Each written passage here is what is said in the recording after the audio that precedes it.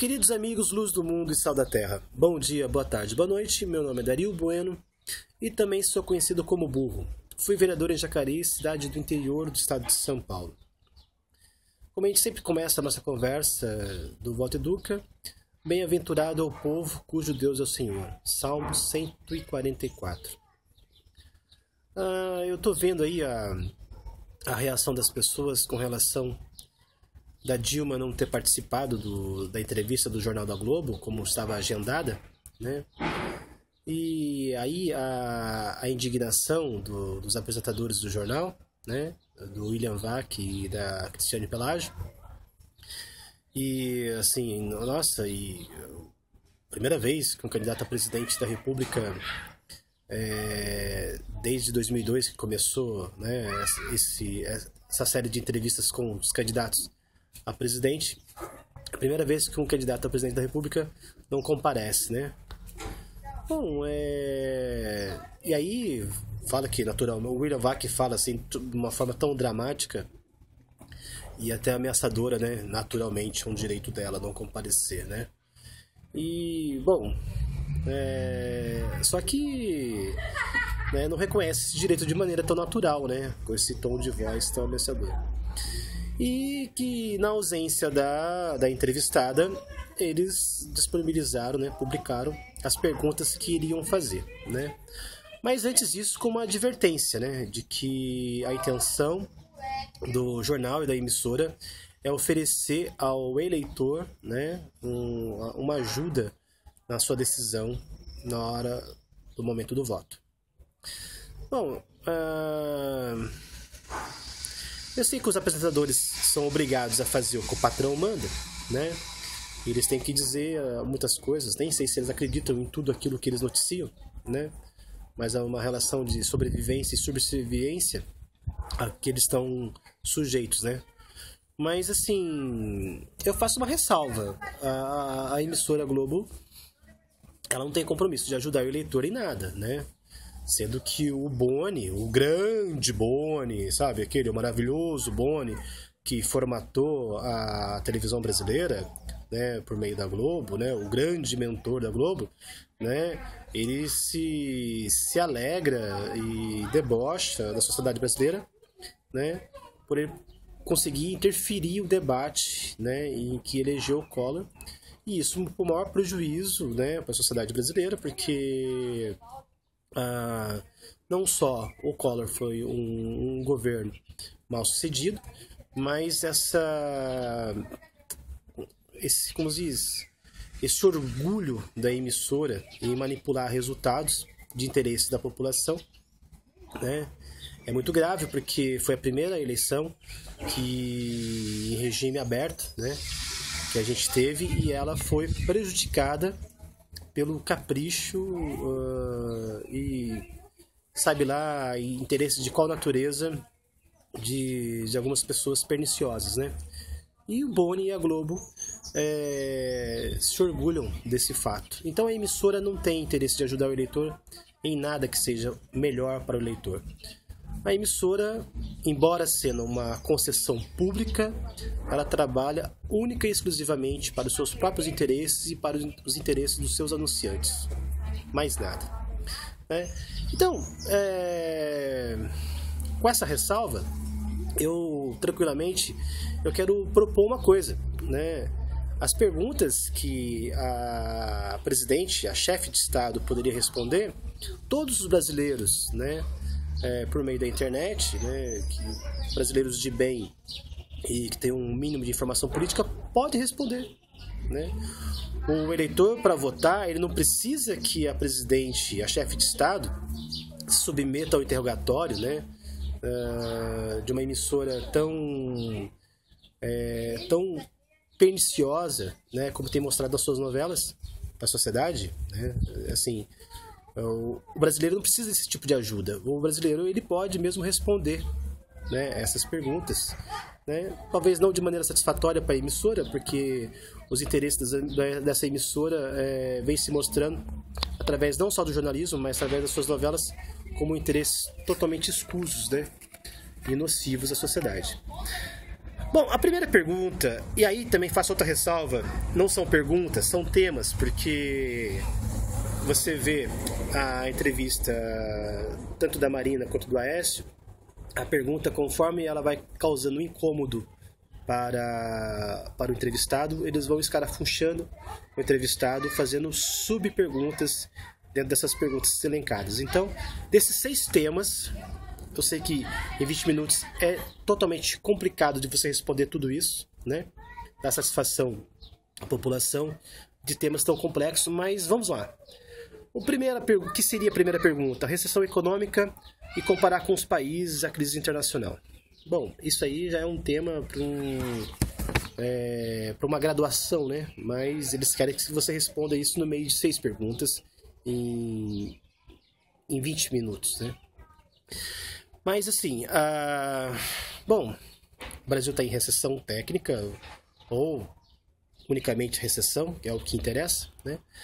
E você vai, e a Dilma, ela já disse em debates, já disse no próprio Jornal Nacional que, né, existe uma crise internacional e nessa o Brasil, embora ele tenha recessão, o Brasil tenha menos prejuízo do que os outros países, né? Mas você vai comparar com outros países? É impossível você comparar com outros países porque você não conhece a realidade interna de cada país. A gente não conhece a legislação de cada país. Então, assim, outros países crescem, né? Mas a gente não sabe a que custo ao indivíduo de cada país, né, tem esse crescimento. Você não pode comparar o crescimento unicamente por números de PIB, né?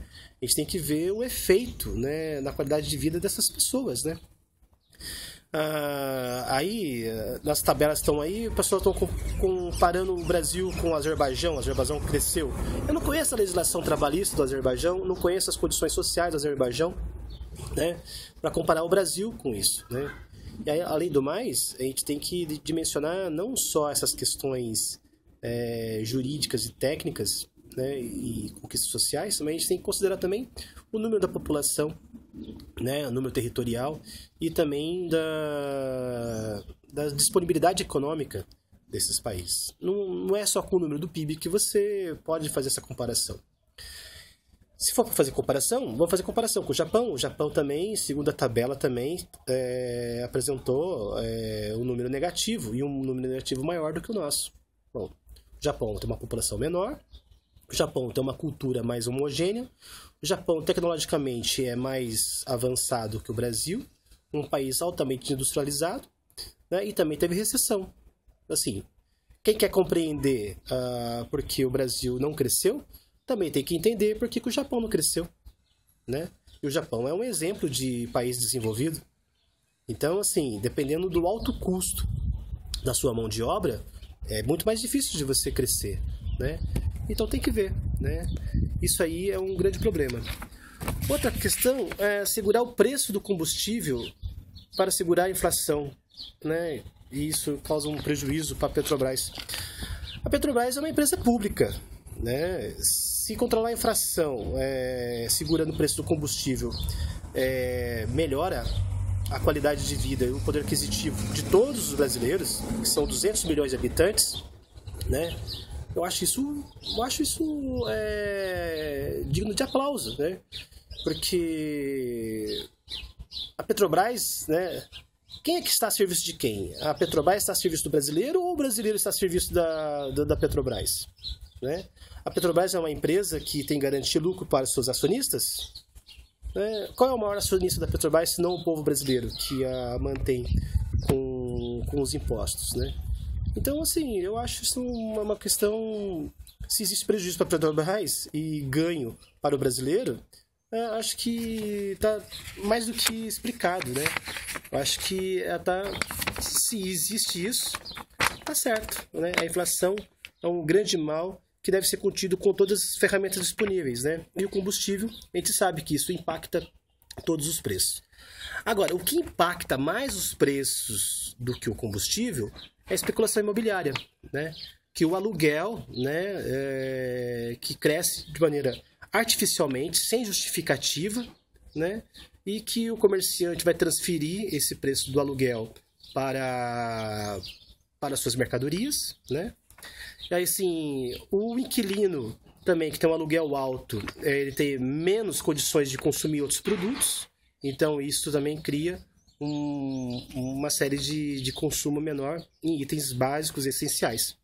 Então, a especulação imobiliária impacta mais a inflação, né, do que os combustíveis, né? E se o governo só tem poder de segurar a inflação com o combustível, está fazendo certo, né? Outra questão também é do saneamento básico, né? Prometeu um investimento e conseguiu fazer um pouco menos da metade até o índice do ano passado, final do ano passado. Bom, saneamento básico, para você implantar saneamento básico, o governo federal precisa da contrapartida dos municípios, né? E saneamento básico é um tipo de investimento que o gestor mal intencionado não quer fazer, porque ele não dá voto, né? Porque são obras que ficam enterradas debaixo da terra. Embora saneamento básico seja o investimento mais importante para a saúde, né, nenhum prefeito mal intencionado quer fazer, né, porque ele perde a eleição, simplesmente por isso. E sem contrapartida, o município ele tem autonomia, né, administrativa, ele dá a contrapartida se ele quiser ou não. Os municípios pequenos não têm recurso para dar contrapartida e os grandes que têm recurso para dar contrapartida não querem dar contrapartida. Então, assim, eu também respondo essa pergunta. Saneamento básico é uma questão muito mais de iniciativa dos municípios do que do governo federal. Se o governo federal conseguiu, na gestão da Dilma, implantar um pouco menos da metade, né, isso considerando 3 anos de mandato, eu acho isso um grande investimento, considerando a má vontade dos prefeitos. Outra questão é de erradicar o analfabetismo. O Lula prometeu em 2002, não conseguiu fazer. A Dilma reiterou essa promessa em 2010 e também não conseguiu realizar. Bom, não é o Lula, não é a Dilma, não é ninguém das autoridades governantes que estão na sala de aula, são os professores, né? E no que diz respeito à Dilma, a Dilma lançou, né, o plano de alfabetização na idade certa, né? Só que isso precisa da adesão dos professores das escolas. E que a gente vê que a adesão é muito tímida. Então, assim, daquilo que cabe ao governo federal oferecer, o governo federal ofereceu. O que falta é a adesão e mobilização dos profissionais da educação, né? Então, a Dilma não é responsável por não conseguir concretizar a erradicação do analfabetismo. E a última pergunta é com relação à contabilidade dos gastos públicos criticadas por economistas brasileiros e estrangeiros. Bom, o gasto público está previsto em orçamento. Então, essa responsabilidade não é única e exclusiva do Executivo, é de todo o Congresso Nacional também, né? Então, não cabe a Dilma responder isso sozinha.